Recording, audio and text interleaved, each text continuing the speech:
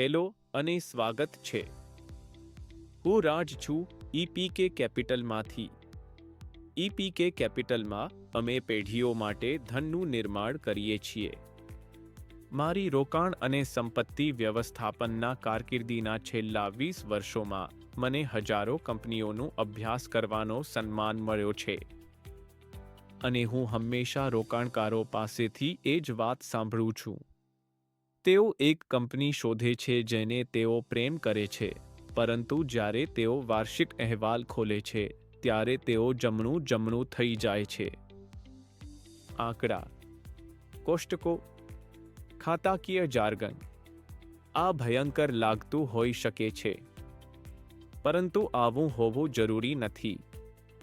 આજે હું એક ગુપ્ત વાત શેર કરવા જઈ રહ્યો છું.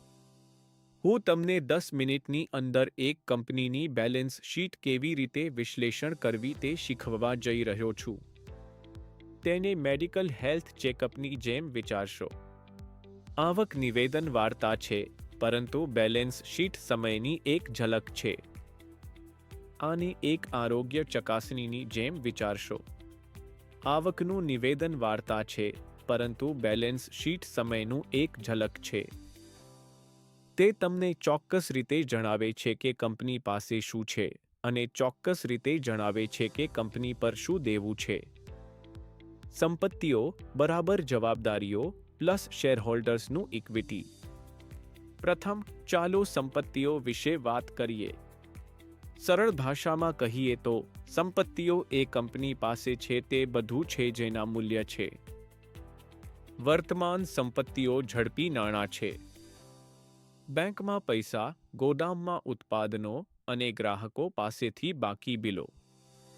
ગેરવર્તમાન સંપત્તિઓ લાંબા ગાળાની હોય છે. ફેક્ટરીઓ, યાંત્રિક સાધનો, રિયલ એસ્ટેટ અને બ્રાન્ડ મૂલ્ય અથવા પેટન્ટ પણ. બોનસ તરીકે, મેં ઉચ્ચ નેટ વર્થ વ્યક્તિઓ માટે કરજાળાઓ પર એક વિશ્લેષણાત્મક માર્ગદર્શિકા બનાવેલ છે. તેને ડાઉનલોડ કરવા માટે વર્ણનમાં આપેલા લિંક પર ક્લિક કરો. નગદ પર નજર રાખો, શું તે વધતું છે? જો ઇન્વેન્ટરી વધતી જાય છે જ્યારે વેચાણ સ્થિર છે, તો તે એક મોટો ચેતવણી સંકેત છે. નગદને જુઓ, શું તે વધતું છે? જો ઇન્વેન્ટરી વધતી જાય છે જ્યારે વેચાણ સ્થિર છે, તો તે એક મોટો ચિંતાનો મુદ્દો છે.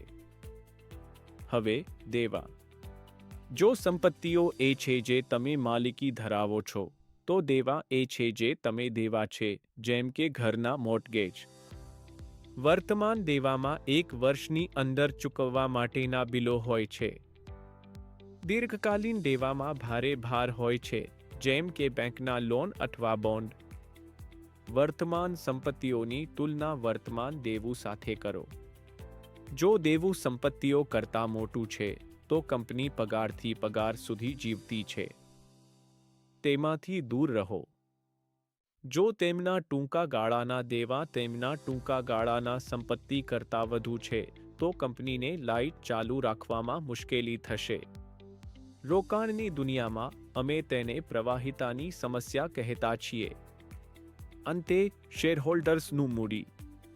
જો તમે તમારી બધી દેવું ચૂકવી દો, તો જે બાકી રહે છે તે તમારું છે. નિષ્ણાત રિટેન્ડ અર્નિંગ્સની શોધ કરો. આ વૃદ્ધિ માટે પુનર્નિવેશિત નફો છે. આ સંપત્તિના સંકલનનું ચિહ્ન છે. સમય સાથે સંકલિત ધન બનાવતી કંપની એ એવી કંપની છે જે સતત વધતી રહેતી રાખેલી આવક ધરાવે છે. પગલું 1, રોકડ તપાસો. આ વ્યવસાય માટે ઓક્સિજન છે. પગલું 2, ખાતરી કરો કે તેઓ આ વર્ષે તેમના બિલો ચૂકવી શકે છે. પગલું 3, દેવો અને ઇક્વિટીની તુલના કરો. પગલું 4, 5 વર્ષમાં પ્રવૃત્તિ પર નજર રાખો. પ્રવૃત્તિઓ સત્ય કહે છે. ઈપીકેમાં અમે પેઢીઓ માટે સંપત્તિ બનાવીએ છીએ. આજે અમારો સંપર્ક કરો અને ચાલો તમારા માટે અનુકૂળ વ્યૂહરચના બનાવીએ.